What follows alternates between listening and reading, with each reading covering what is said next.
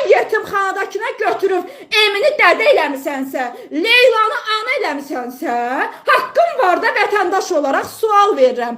Sən belə kişisən, humanistsən, mərhəmətlisən, vicdanlısan, yetimxanaya gedirsən, uşaq evindən, detdomdan uşaq götürmüsən də Əminə Ağalarovanı götürmüsən, himayənə gör nə gözəl təşəbbüsdür. Eminlə, milyarder Emin, bar açan, kazino açan, Azərbaycanı kazinoya çevirən sənin keçmiş kürəkənin və qızın Leyla Eminə həmən uşağa ata-ana adı verib, düzdürmü? Bax, bu sizin humanistliyinizdir. Sən bu qədər humanistsənsə, mənim uşağım dədəsiz, anasız niyə bu vəziyyətdə olmalıdır? Niyə dədəsi Tiflisdə gürov saxlanılır? Sual verirəm da, sən kişisən axı, yetimxanadakılara sahib çıxırsan.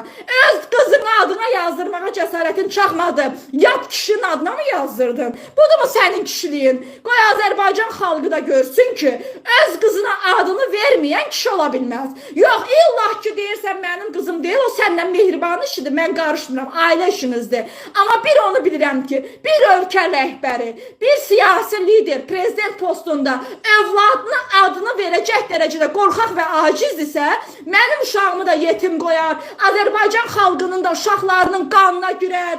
3-4 gün bundan önce Gəncədə Elgün gənc oğlanın qətlə yetirilməsi, öldürülməsi, amansızcasına gözünün çıxarılması, ailəsinə gözdağı verilməsi və cinayətkarların hələ tapılmaması. Sağ olsun kral, yaşasın kral. Bircə İlham Əliyevlə Əli Nağıyevin yeri rahat olsun. Ölkədə Elgünlər çox olacaqdır.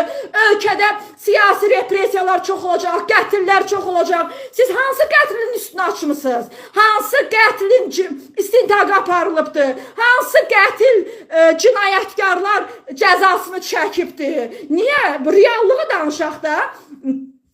Tovuzda qətl hadisəsi baş verdi. Az yaşlı yandırılaraq külə döndü.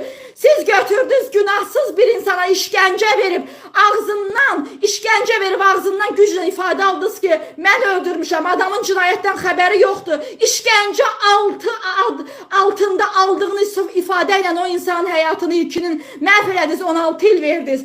Budur Azərbaycanda ədalət. Əliyev, budur sənin ədalətin. İlham Əliyev, sən buna deyirsən ədalət, bu ədalətdir. Günahsızlar həbsdə yatır, günahkarlar çöldədir. Nəyə görə rejim İlham Əliyev əsas cinayətləri tapmır? Nəyə görə Dövlət Təhlükəsizlik Xidməti, Baş Prokuror Kamran Əliyev əsas cinayətkarları tapmır? Sual yaranır. Nəyə görə?